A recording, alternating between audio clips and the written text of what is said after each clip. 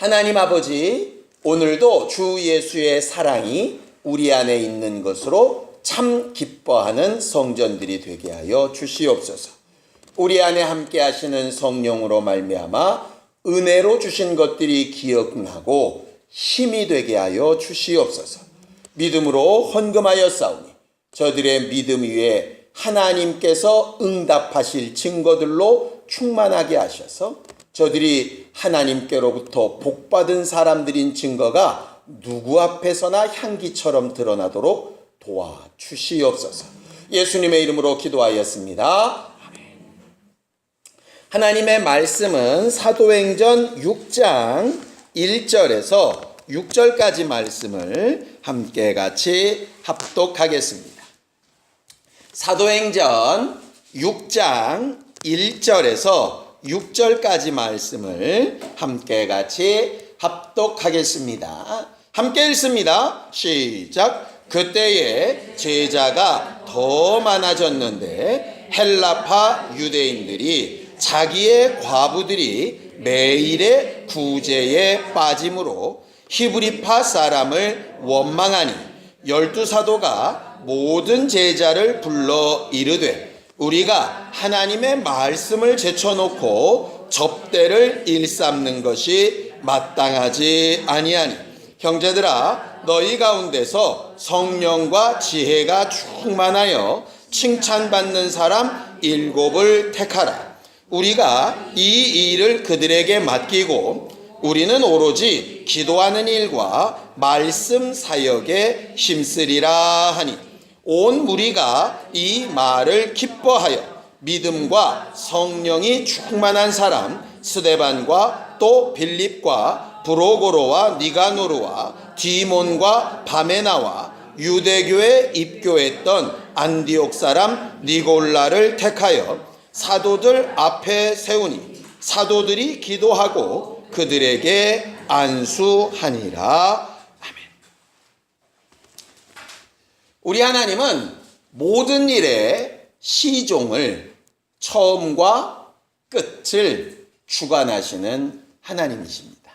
그래서 뜻을 작정하시고 그 뜻대로 이 일을 이루어 가시고 그 마지막 된 일을 판단하시고 심판하시는 것까지 하나님의 손에 있다라고 하는 것을 우리가 믿고 의지하는 것이죠.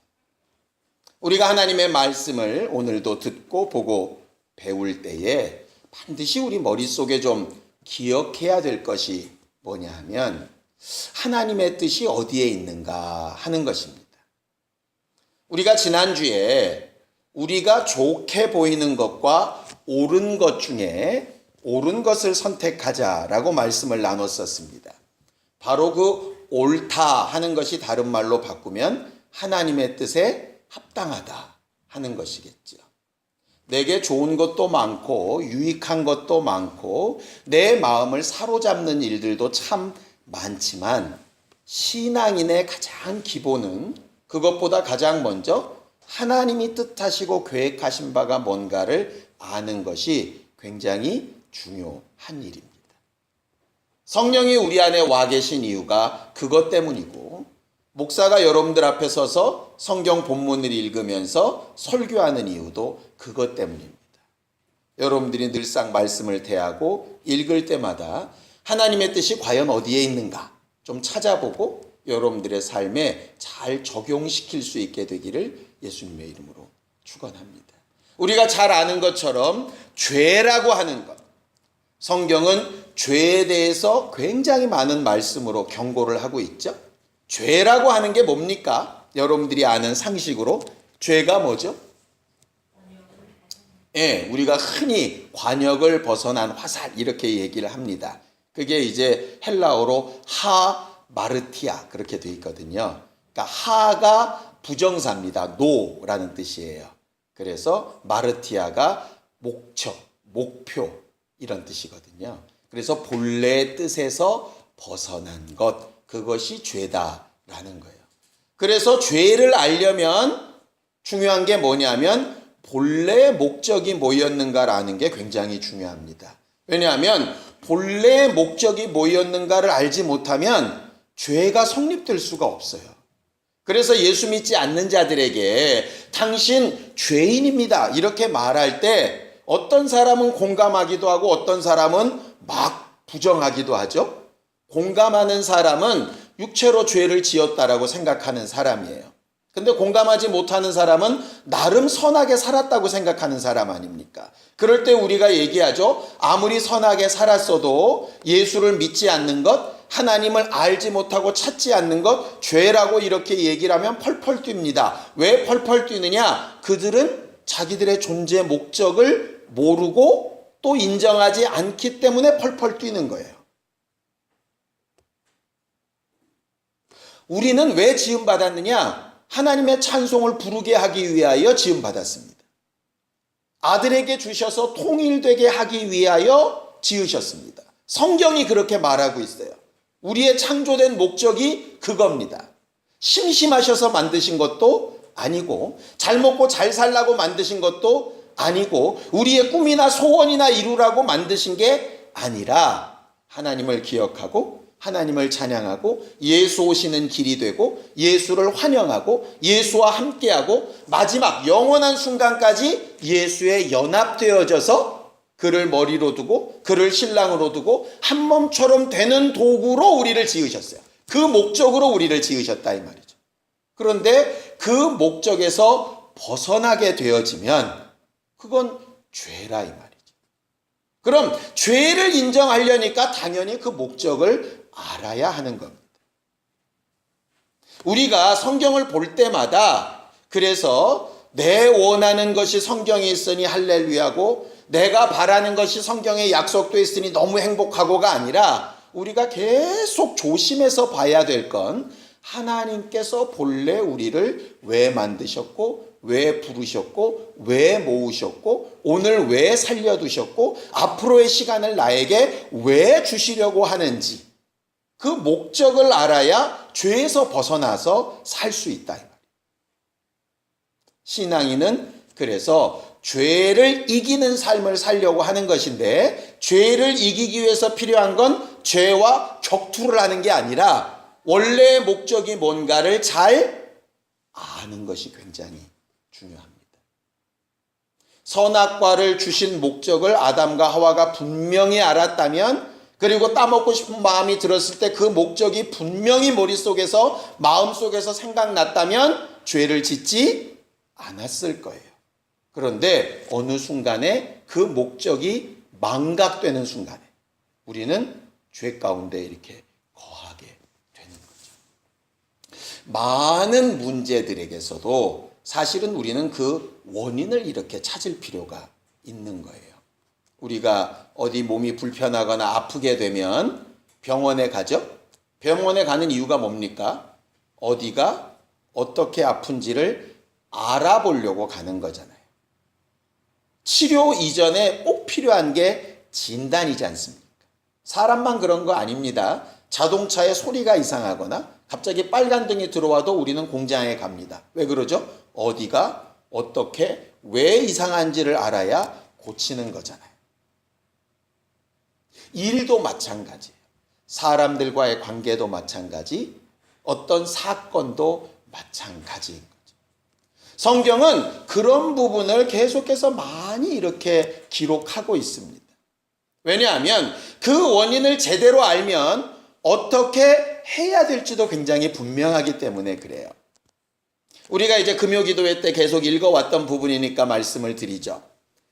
북왕국 이스라엘이 망하고 남왕국 유다가 그래도 명맥을 유지하고 있다가 하나님의 선지자들이 계속 남왕국 유다에 뭐라고 예언을 합니까? 바벨론으로 포로로 잡혀가야 한다. 그곳에 포로로 가서 70년 동안 있다가 돌아와야 한다 라고 계속 예언을 하는 거예요.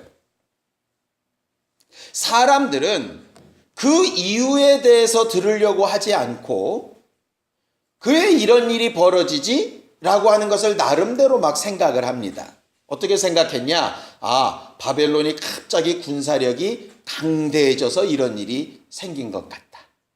우리를 보호해주던 애굽이 갑자기 연약해져서 이런 일이 생긴 것 같다.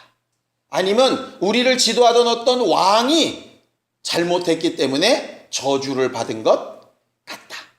아니면 내가 뭘 잘못해서 아니면 하나님 앞에 뭔가 드릴 것을 드리지 않아서 이렇게 된 것 같다. 뭐 이런 얘기들을 굉장히 많이 하는 거예요. 그런데 하나님은 뭐라고 얘기하시느냐? 내가 너희에게 기회를 주었음에도 불구하고 안식년도 지키지 않고 희년도 지키지 않고 하나님의 법을 따르는 것 같으면서도 사실은 그렇지 아니하며 스스로 속고 있는 상태가 계속 되어지기 때문에 너희들이 지키지 아니한 안식년을 계산해서 그래서 70년 동안 갔다가 억지로 쉬게 하고 내가 다시 돌아오게 하겠다라고 분명히 이유와 목적을 말씀하셨어요. 그러면 어떻게 해야 됩니까? 바벨론을 대항하기 위해서 군사 무기를 만들자. 이건 해결법이 아니죠. 애굽이 약하니까 다른 나라를 또 국교 정상화를 해보자. 이것도 아니잖아요. 왕을 바꿔보자. 이것도 아니죠. 저렇게 떠들고 저주하는 저 선지자를 감옥에 가둬서 떠들지 못하게 하자. 이것도 답이 아니잖아요. 답은 뭡니까? 하나님이 그렇게 정하셨다면 하나님이 가라 하시는 자리에 갔다가 70년 동안 믿음을 잘 유지하고 돌아와서 나와 내 자손이 제대로 신앙생활할 수 있는 터전을 준비해야 되겠다. 이게 맞는 답이에요. 근데 목적과 이유를 제대로 진단을 못하면 열심히는 하는데 잘못된 일을 막 하게 되는 거죠. 다른 경우도 있었죠. 아브라함에게 가나안 땅을 주기로 약속을 하셨습니다. 그렇죠? 그래서 하나님 앞에 찬양도 드리고 제사도 드렸습니다. 근데 갑자기 아브라함한테 네 자손들이 애굽에 가서 3, 4대 동안 종살이 하다가 나중에 돌아올 거다. 이렇게 뜬금없이 얘기를 하시는 거예요. 이유가 뭐라 그랬습니까? 아모리 사람의 죄악이 가득 차지 않았기 때문에 아모리 사람이 기존에 살고 있는데 얘들 걸 뺏어서 니들한테 주려고 했더니 얘들이 의로운 부분이 있어요. 하나님을 잘 모르면서도 양심에 맞춰서 사는 것들이 있어요. 그러니까 얘들도 내가 살려야 되는 존재이기 때문에 얘들을 위해서 너를 잠깐 훈련시키기 위해서 애굽으로 보내겠다. 이렇게 얘기하시는 거예요. 그렇다면 어떻게 하는 게 옳은 방법이죠? 저 같으면 아모리 족속을 꼬드겨가지고 죄를 막 짓게 하겠어요. 그럼 아모리 사람의 죄악이 가득 차면 금방 받을 거 아니겠어요? 근데 그거는 제대로 된 해결법이 아니잖아요. 하나님이 그렇게 정하셨으면 그 기간을 정하여 지켜야 되고 비록 도망가고 싶고 피하고 싶은 노예 생활이라도 가야 하는 것이고 돌아올 때는 거기에 아무리 미련이 많고 거기에 땅 사둔 게 있어도 놓고 나와야 하는 것이고 그거잖아요. 예수께서 변화산상에 올라갔다 내려오셨더니 예수의 나머지 9명 제자들이 난감해져 있었습니다. 무슨 사건이 일어났는지 기억나시나요? 간질병 들린 아이를 아버지가 데리고 와서 고쳐달라고 제자들한테 얘기했더니 제자들이 고치질 못했어요. 예수께서 고쳐주시고 나서 그들이 떠난 이후에 제자들이 묻습니다. 예수님, 어찌하여 우리는 귀신을 쫓아내지 못했나요? 전에는 잘 되더니 왜 이번엔 안 됐을까요? 이렇게 물었을 때 예수님 뭐라고 얘기하시죠? 잘못하셨습니다. 성경은 믿음이 적은 영혼이라 이렇게 했어요. 기도 안에서 그랬다라고 말씀하지 않으셨습니다. 물론 믿음이 적은 영혼이라 그 밑에 뭐라고 되어 있느냐? 기도와 금식 외에는 이런 류가 나타남이 없다 이러셨어요. 그러니까 우리는 뭐라고 생각을 했느냐? 기도하면 귀신 잘 쫓는다 이렇게 생각을 했던 거예요. 근데 귀신이 쫓아나가지 않은 이유는 기도를 많이 안 해서가 아니라 믿음이 적은 용거입니다.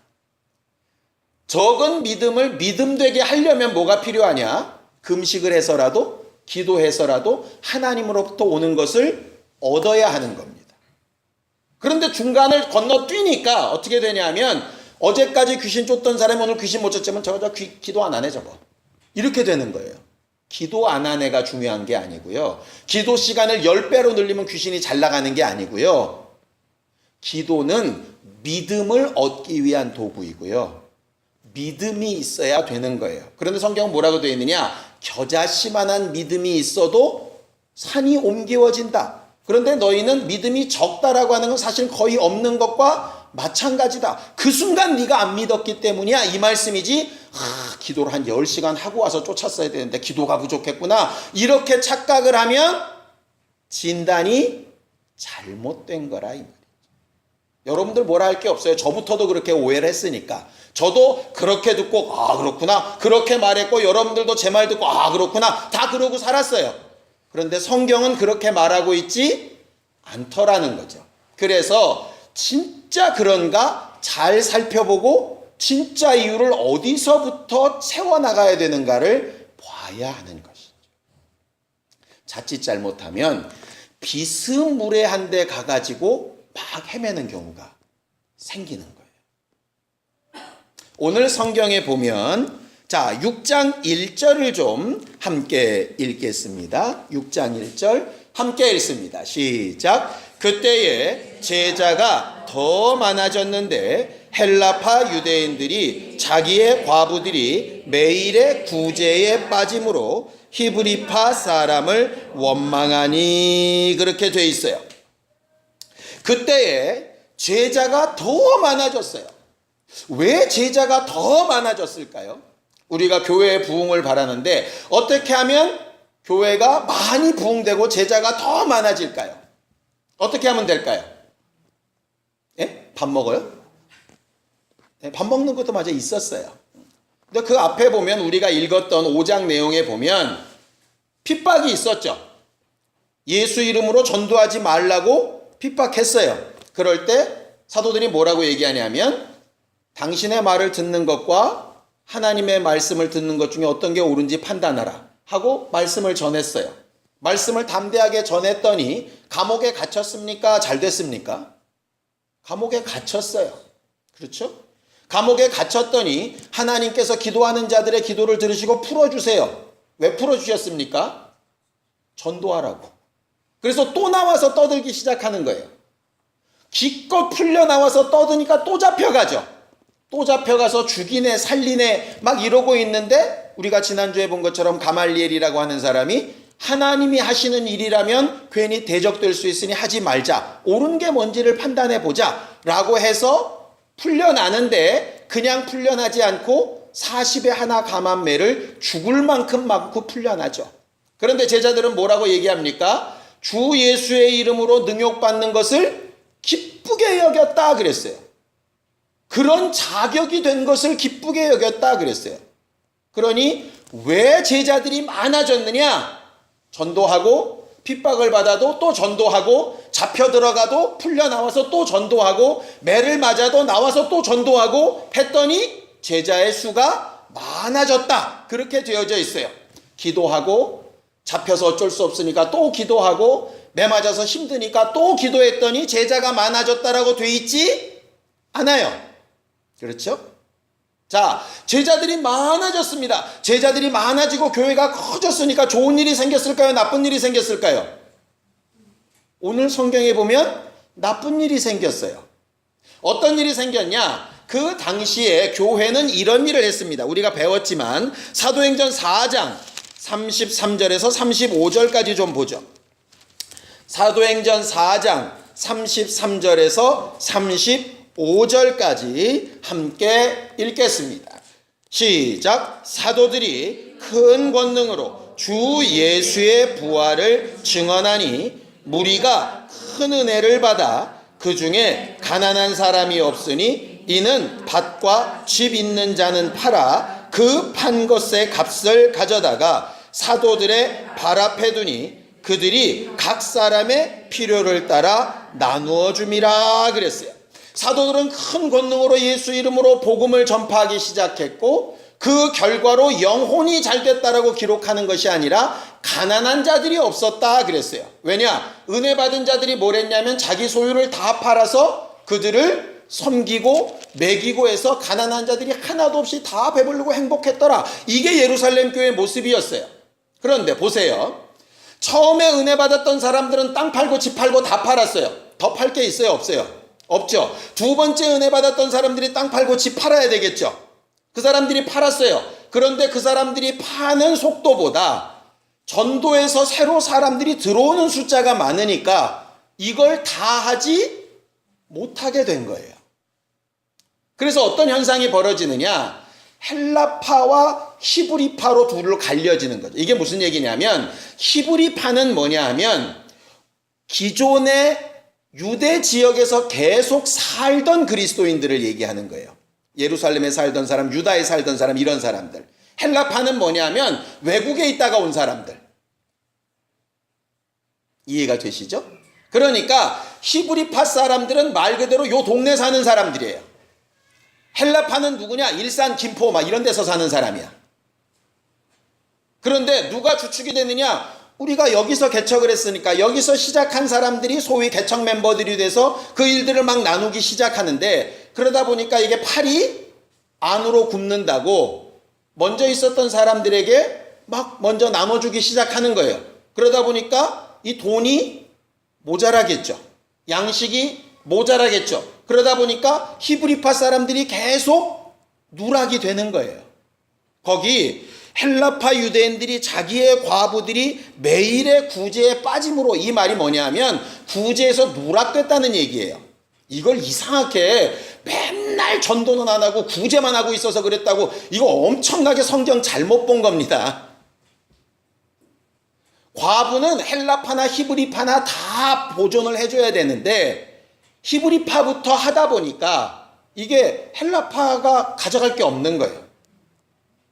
우리가 점심 먹을 때 이은희 전도사님이나 이렇게 천천히 드시는 분들이 앞에 먹다 보니까 어떤 반찬 하나가 뒤쪽에 가니까 떨어져 버린 거랑 똑같은 상황이라고요. 그런데 그게 한 번, 두 번일 때까지는 괜찮았어. 근데 이게 계속 되는 거예요. 근데 재밌는 게, 여러분들 혹시 난하주에 있습니까? 난하주? 구제라고 써 있는 거 난하주에 뭐라고 되어 있습니까? 예. 이게 구제는 내가 받는 거고요. 봉사는 내가 하는 거지요. 그러니까 이런 거예요. 받는 구제의 경우에도 누락이 됐을 수 있고, 봉사하며 직분을 감당하는데도 누락이 됐을 수 있는 거예요. 그렇죠? 그러니까 받는 것만 이거 거지근성 있나 이런 뜻이 아니라, 어쨌든 교회 안에서 주축이 되는 일, 구제를 받거나 봉사를 하거나 간에 히브리파 중심으로 돌아가고 나중에 온 헬라파들은 점점 자꾸 소외가 되는 듯한 느낌을 가지는 거예요. 그러니까 불평불만이 막 나오게 되는 거죠. 이해가 갈만하지 않습니까? 그렇죠? 예배 인원 의자는 50개인데 만약에 우리 한 주에 마치 80명, 90명이 온다고 칩시다. 그럼 어떻게 한 40명은 서 있어야 되잖아요. 좁게 앉아야 되잖아요. 에어컨을 틀어도 막 더울 거 아니겠어요? 밥 하려니까 솥은 부족하고 막 뭐 여러 가지 문제들이 사실 충분히 생길만 하거든요.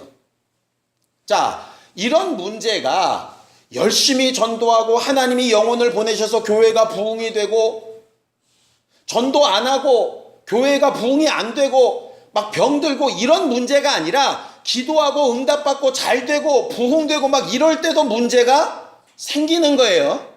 그러니까 내가 지금 처해 있는 상황이나 환경이나 형편에 문제가 있다는 얘기는 뭐가 잘못되고 어그러지고 뭐 이렇다는 얘기가 아니라, 뭔가 잘 될 때에도 문제는 생길 수 있고요, 어그러질 때에도 문제는 생길 수 있는 거예요. 그러니까 문제 생긴 걸 두려워할 게 아니라, 이 문제가 왜 생겼지? 이래야 이제 해결이 난다 이 말이죠. 오늘 그 얘기를 하려고 하는 거예요. 자, 이 문제 왜 생겼습니까? 여러분들에게 묻습니다. 자, 제자들이 많아졌습니다. 물질은 적은데 사람들이 너무 많아요. 구제 당할 사람들이 많고 직분을 하고 싶은 사람도 많은데 일거리도 한정되어 있고 물질도 한정되어 있습니다. 자, 왜 이런 일이 벌어졌죠? 첫 번째, 사람이 너무 많이 모였어요. 자, 만약에 그게 이유면 어떻게 해결하면 될까요? 오지 말라 그러면 돼요. 너 그만 와, 오지 마. 너 예수 믿지 마. 전도하지 마. 너무 전도 많이 했더니 교회가 힘들어. 하지 마. 간혹 이런 경우 있거든요. 목사님, 우리 교회는요 4, 50명 요 정도 너무 가족처럼 좋은 것 같아요. 우리 커지지 말아요. 이런 사람들이 있어요. 실제로 있어요. 그러니까 교회가, 대형 교회가 문제가 많다는 얘기는 이해가 되는데, 그러다 보니까 대형 교회를 무조건 싫어해 가지고요, 큰 교회는 나빠요. 우리처럼 한 4, 50명이 너무 좋아. 이런 사람들 진짜 있다니까요. 그런데 그게 이유라면 해결은 간단해요. 아까 말한 대로 교회를 쪼개든지 아니면 사람을 오지 말게 하면 되는 문제예요. 자, 사람이 많이 왔고 뭐가 부족했어요? 돈이 부족했어요. 돈이 부족한 게 이 문제의 원인이면 어떻게 하면 될까요? 헌신 예배하면 돼요. 그리고 집 안 판 것들 저주받는다고 막 설교하면 되고요. 니들은 먹고 니 배는 부르냐? 뭐 이러면서 협박하면 되고요. 하나님께서는 받는 것보다 주는 것을 더 복 주신다. 뭐 이런 설교 계속 해야 돼요. 헌금하라고. 그럼 되잖아요. 그죠? 또 히브리파 사람들은 불평이 없는데 헬라파 사람들이 불평이 있는 거예요. 그러니까 확실히 이게 살아온 환경의 문제라고 한다면 저런 것들끼리 따로 좀 나누자. 구역을. 야, 사는 문화가 너무 달라. 힘들어 이거. 이렇게 할 수도 있어요. 그죠? 또 하나. 야, 이게 혹시 중간에 누가 분배를 하는데 지들 식구라고 먼저 이거 오류를 범한 거 아니냐? 그러면 이게 일꾼을 바꿔보자. 사도들이 잘못했지? 사도 싹 가라. 이번에 새 사도를 싹 뽑자. 이것도 방법일 수 있잖아요. 그죠? 그런데 사도들이 이 문제를 놓고 기도했어요. 뭐가 문제지? 기도했더니 답이 뭐였느냐 하면요. 이렇게 답이 나오는 거예요. 자, 2절 보겠습니다. 함께 읽습니다. 시작. 12사도가 모든 제자를 불러 이르되 우리가 하나님의 말씀을 제쳐놓고 접대를 일삼는 것이 마땅치 아니하다. 무슨 얘기냐면 교회 일에 이 접대라고 하는 게 옛날 성경에는 공궤라고 되어 있습니다. 사람을 만나고 친교하고 섬기고 밥같이 먹고 대화하고 상담하고 신방하고 뭐 이런 것들이에요. 당연히 목회자가 해야 될 일이잖아요. 그런데 말씀을 전하는 일에 중점적으로 하다가 그런 나머지 일들이 많아지다 보니까 어떤 상황이 벌어졌냐면 사람이 할 수 있는 능력은 한계가 있으니까 말씀을 읽고 보고 설교를 준비하고 할 수 있는 시간이 상대적으로 줄어들게 된 거예요. 저는 성경 읽으면서요, 갑자기 이런 생각이 들었어요. 이 사도들이 정말 성령의 사람인 게 맞나 보다. 왜냐? 보통은 어떻게 되느냐? 문제가 딱 발생하면 저것들이 너무 많이 모여서 그래. 헌신해야 될 것들이 헌신을 안 해서 그래. 나눠주는 것들이 좀 지혜 있게 이번에는 헬라파부터 좀 주고 다음에는 히브리파 주고 그 다음에 또 헬라파 주고 이러면 좀 덜 했을 텐데 이것들이 지혜가 없어서 그래. 보통 이렇게 되기가 굉장히 쉽거든요. 근데 사도들은 뭐라고 원인을 찾느냐? 모인 사람 문제도 아니고 헌신을 안 한 사람 문제도 아니고 나눠주는 사람 문제도 아니에요. 누구 문제예요? 아, 이거 내 문제구나 이렇게 받아들여요. 사도들이 이건 내 문제구나. 이 말은 성도들은 맞아 사도들 문제야 이러란 얘기가 아니에요. 성도들은 자기 문제로 받아야 되고요. 사도는 자기 문제로 받아야 되는데 사람들이 대부분 어떻게 하느냐? 성도는 목사 탓하고 목사는 성도 탓하는 거예요. 김 집사는 이 집사 탓하고 이 집사는 최 집사 탓하는 거예요. 아내는 남편 탓하고 아내는 또 시어머니 탓하고 뭐 이러는 거예요. 거기에는 해결법이 없어요. 해결법이. 사도들이 봤을 때 문제가 뭐냐? 말씀을 준비하고 저들에게 막 가르치는 일을 제대로 못했기 때문에 이건 공부를 안 시켰다는 얘기가 아니에요. 아까 우리가 사도행전 4장을 읽었죠. 사도들이 큰 권능으로 주 예수를 전파했더니 사람들이 뭐를 받았다고 되어 있습니까? 읽어야죠. 그렇죠. 우리는 그러한가요? 읽어야 됩니다. 예, 맞습니다. 자, 33절입니다. 함께 읽습니다. 시작.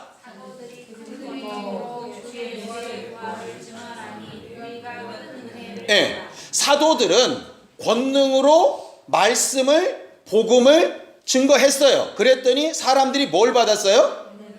그냥 은혜가 아니에요. 큰 은혜를 받았어요. 큰 은혜를 받았더니 집도 팔고 땅도 팔고 누가 하라고 하지 않았는데도 막 하는 거예요. 다시 예수 믿으면 집 팔아야 돼, 땅 팔아야 돼, 봉사해야 돼 이렇게 가르친 게 아니라 복음으로 말씀을 제대로 기도하고 전했더니 큰 은혜를 받았어요. 은혜를 받으니까 뭐라고 하기도 전에 자기들이 움직이기 시작했어요.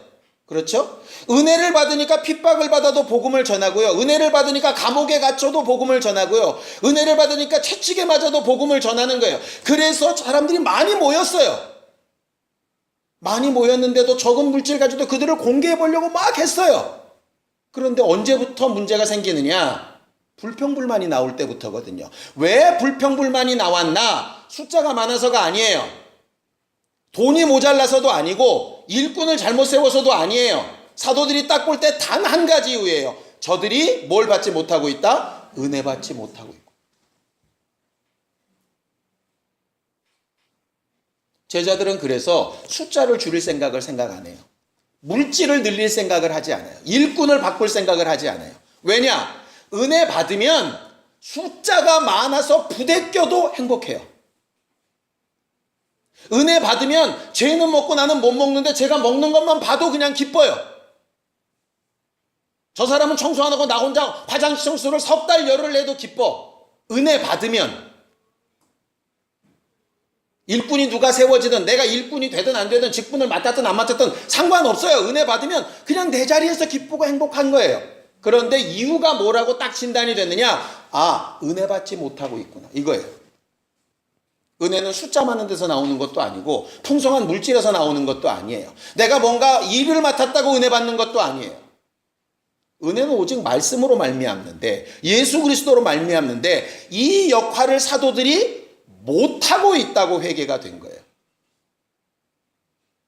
7 안수 집사를 세워봤자 그 7명이 무슨 일을 할 수 있겠어요? 7명이 그 많은 숫자를 어떻게 감당을 10만이 넘었다고 하는데 어떻게 감당 지금 12사도도 헤매고 있는데 7명 안수 집사가 뭐 얼마나 더 대단한 일을 하겠냐고.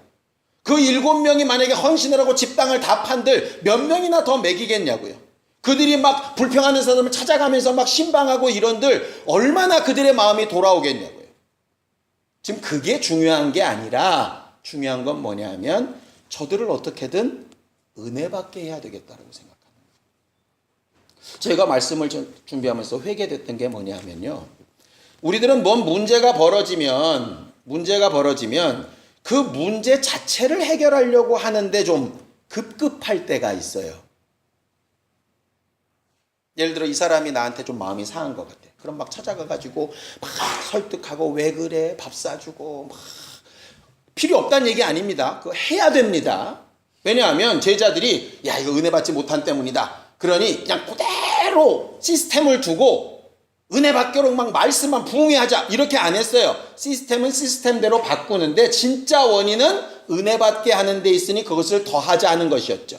그러니까 찾아가는 것도 좋고 다 좋은데요. 진짜 해결은 뭐냐면 그 사람을 하나님의 말씀으로 은혜 받게 하는 데 있어요. 병도 마찬가지고요. 물질의 문제도 마찬가지고요. 마음의 문제도 마찬가지예요. 근데 제가 목회를 그동안 몇 년 우리 교회에서 하면서도 그 전에 숫자가 적을 때는 뭐 숫자가 적으니까 별 문제가 없어요. 아시잖아요. 일주일 내도록 기도 제목 올릴 게 없었다니까 처음에. 요새는 허구한 날 올리잖아. 뭔 일도 그렇게 또 되게 다양하게 많아요. 그것도 참 아픈데도 어쩌면 그렇게 다양하게 많고 어떻게 뭐가 꼬여도 어떻게 이상하게 꼭 그렇게 꼬이는지. 그런데 어쨌든 기도할 일이 되게 많아요. 그런데 그 일을 그냥 아이고 일 끝나니 또 일이네. 아이고 하나 겨우 해결해놨더니 여기 또 터졌네. 이러기 시작하면 대책이 안 쓰잖아요. 중요한 건 뭐냐면 목사인 저도 은혜를 받아야 되고 여러분들도 은혜를 받아야 하는 거예요. 왜냐? 이 세상에 교회가 존재하는 한 문제는 있다 없다? 있다. 육체가 존재하는 한 우리 몸에 병들고 아프고 괴롭고 힘들고 하는 일이 계속 반복된다 안 된다? 된다. 인간들이 존재하는 한 우리 교회에서 신앙생활하는 동안 지지고 볶고 싸우고 등 돌리고 삐지고 있다 없다? 항상 있다. 그러니 어쩔 수 없다가 아니라 항상 있는데 그 원인의 해결 원인은 어디냐면 은혜 받게 하는 데 있다. 해결을 하려고 하는 사람도 은혜로 끼치려고 해야 되고요. 받는 사람도 재고집이 아니라 은혜 받았으니 이렇게 돼야 되는 거예요. 헬라파 유대인들이 구제에 빠질 때 처음에 몇 번은 내가 참았어. 이게 아니에요. 실상은 뭐냐? 처음에는 받은 은혜가 있어서 넘어갔어요. 그럴 수도 있지. 아주 대승적인 차원에서 넘어갔어요. 그런데 어느덧 은혜가 안 되기 시작하는 거죠. 그 마음이 해결이 안 되니까 은혜가 안 되는 거예요. 이게. 내가 누가 밉기는 한데 그래도 나는 예배 안 빠져. 나 신앙생활은 잘해. 하나님과의 관계는 문제없어. 천만의 만만입니다. 절대로 그렇게 될 수 없습니다. 그렇지 않은 채 연극하고 계시는 거죠. 은혜가 안 됩니다. 목사하고 문제가 없어도 마찬가지예요. 여러분들끼리 문제가 있어도 마찬가지예요. 그런데 그렇게 돼도 뭐를 사모해야 되냐면 은혜 받아서 사모해서 해결을 봐야 돼요. 그 사람과 멱살 잡고 싸우고 재판 가서 해결나는 문제가 아니라는 얘기예요. 그래서 고린도전서에 교중 사람들끼리 재판 가지 말라는 거예요. 은혜 받아서 해결을 해야지 판단 내려준다고 넌 옳고 넌 그러고 한다고 난 이겼고 난 틀렸고 이 사람 회개하고 절대 안 그래요. 억울하다 그러지. 그렇게 되지 않는다니까요. 7 안수집사를 세워서 상황이 크게 바뀐 건 아니에요. 그런데 분명히 하나 바뀐 건 뭐냐? 사도들이 말씀과 기도에 전무하기 시작하면서 다시 은혜로 돌아가기 시작합니다. 다시 은혜로 돌아가기 시작하는 거예요. 세워진 안수집사들은 사도들의 실수한 부분을 거울 삼아서 다시 그런 불평과 불만이 나오지 않도록 또 조심하는 거예요. 그렇다 그래서 100% 만족은 없어요. 애시당초 없어요. 초대교회 몇 명 모였을 때 그 만족감은 다시 계속 반복되지 않아요. 상황이 그래요. 그러나 은혜로 그게 계속 유지가 되는 거죠. 결국 은혜로 해야 되는 문제. 우리가 아까 찬양했던 것처럼 주 예수여 충만한 한 우리에게 주옵소서. 이것이 우리에게 가장 있어야 될 제목이에요. 병의 문제, 물질의 문제, 관계의 문제, 어떤 문제 마찬가지예요. 만약에 이때 사도들이 불평불만하는 몇 사람들을 데려다가 징계하고 쫓아다니면서 신방하고 상담했다고 이 문제가 해결이 안 났을 거예요. 그걸로 해결하는 부분이 아니기 때문에 그렇죠. 마치 예수께서 너희들이 귀신을 쫓아내지 못한 문제는 기도가 아니라 믿음 문제야 라고 하시는 것을 제대로 캐치하지 못하면 엉뚱하게 기도원 찾아다녀야 되는 것처럼 잘못된 방법을 쓰게 되는 거예요. 그래 놓고 얘기하죠. 나는 말씀대로 이렇게 했는데 안 되는 걸 보니 나는 문제가 없고 저것이 문제일 거야. 이렇게 되는 거예요. 결국은 거기서는 아무런 해결이 안 나는 거예요. 우리가 살아가는 동안에 앞으로도 지금까지에 있었던 문제보다 훨씬 많은 문제들이 나타날 거예요.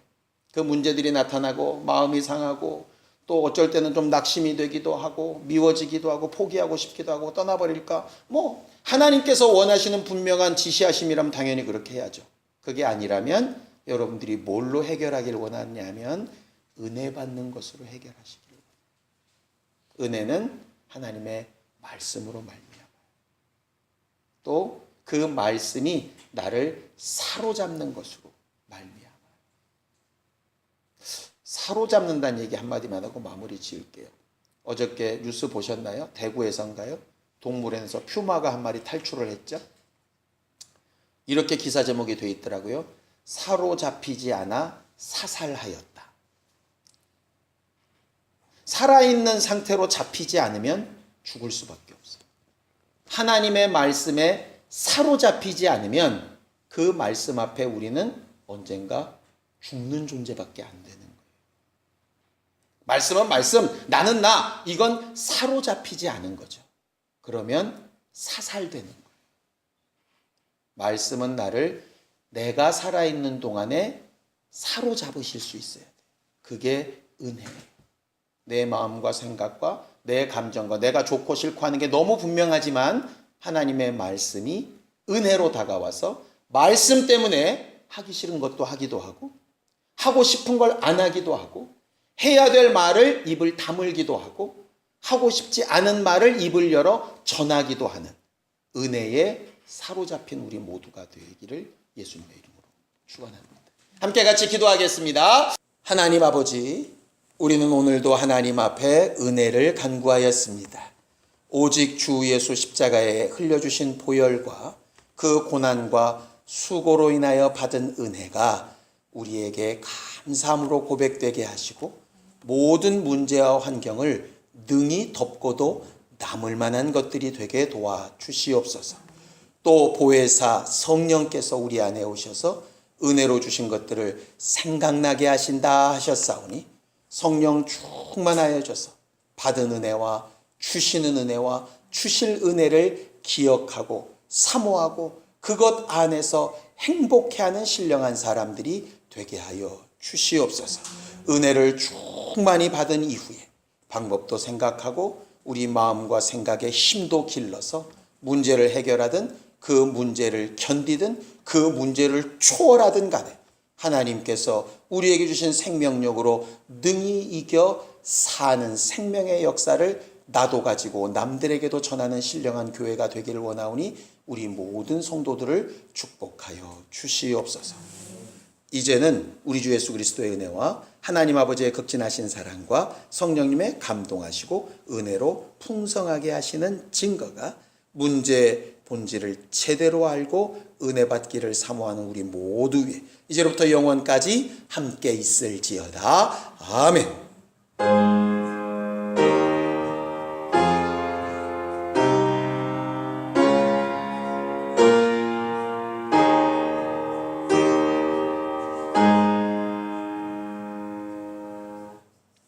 우리 예배 받으신 하나님 앞에 감사함 끝내겠습니다. 수고하셨습니다. 감사합니다.